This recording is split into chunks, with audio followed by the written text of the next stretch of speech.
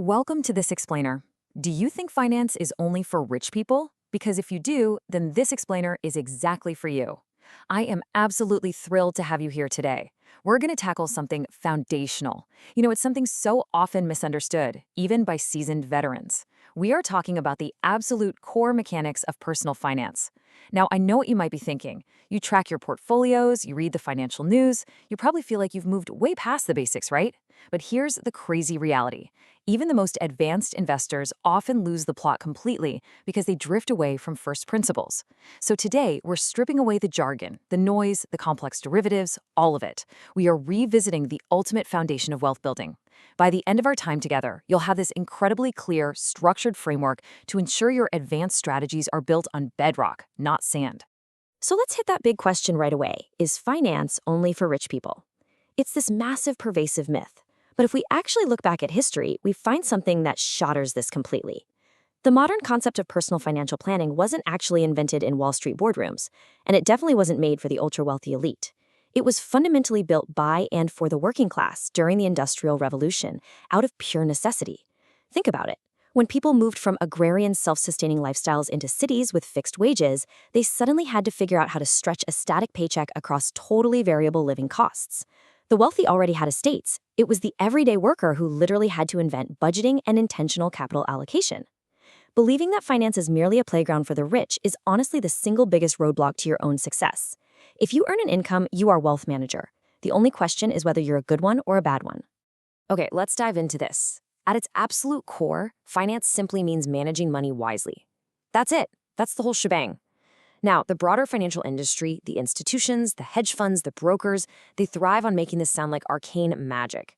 Complexity is often used as a massive smokescreen by Wall Street to justify exorbitant fees and keep everyday earners feeling paralyzed. They want you to think it requires a complex algorithm to succeed. But managing money wisely isn't just about skipping a coffee or avoiding a bad purchase at the grocery store. It is the rigorous practice of optimal capital allocation. It's making smart, highly intentional choices with the exact resources you possess today, effectively turning your current income into the seed capital for your future autonomy. This simple definition of optimal capital allocation rests on 5 distinct, interconnected pillars. And don't just think of these as a basic list. It's a dynamic, living ecosystem. First step, earning, your foundational cash flow. Second, spending, the immediate outflow. Now, these first 2 pillars, earning and spending, they entirely dictate your present lifestyle. But the real magic happens when we cross over into the next 3. Third is saving, intentionally creating a buffer for near-term volatility. Fourth is investing, actively deploying your capital to capture compounding growth. And finally, fifth is protecting, utilizing tools like insurance to basically build a moat around your assets. These final 3 pillars, saving, investing, and protecting, they exclusively dictate your future freedom.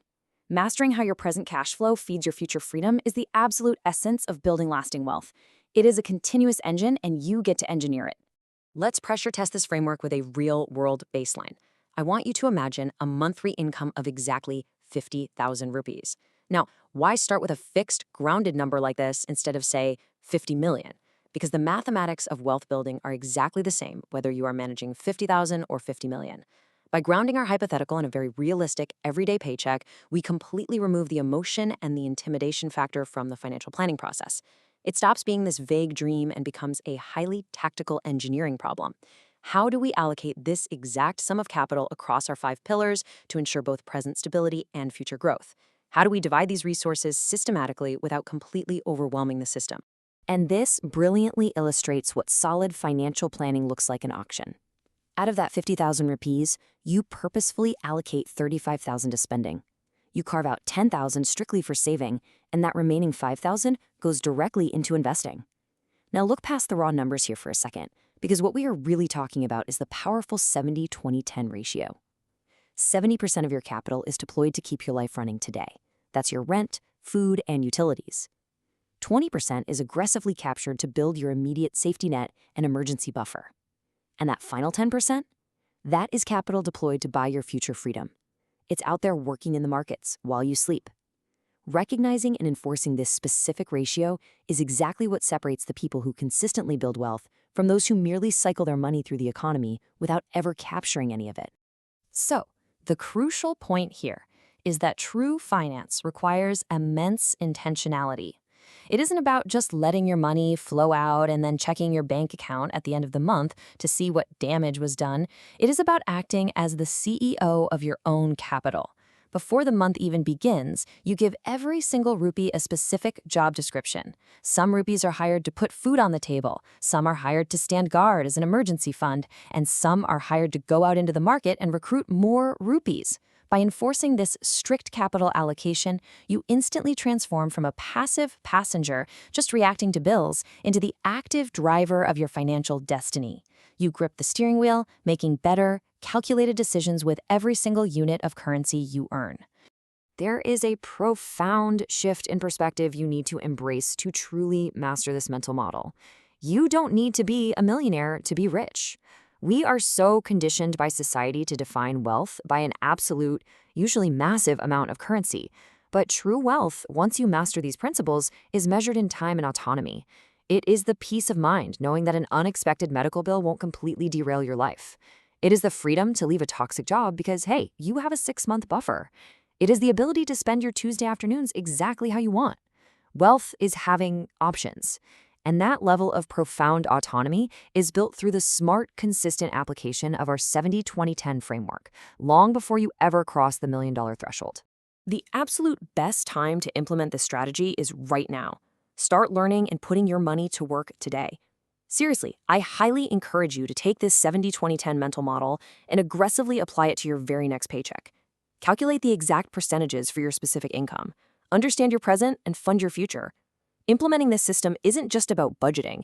It is literally the very first brick in building an absolute, impenetrable fortress around your and your family's future. It's creating a shield that protects you from economic downturns, inflation, and unexpected life events.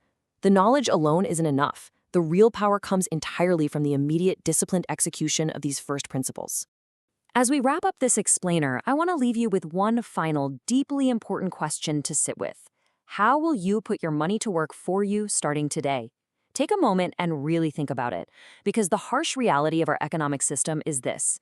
If you aren't actively giving your money a purpose, someone else absolutely will. Whether it's a clever marketer, a subscription service, or just lifestyle inflation, your capital is going to be siphoned away if you don't take command of it. So, take the wheel, give every rupee a job.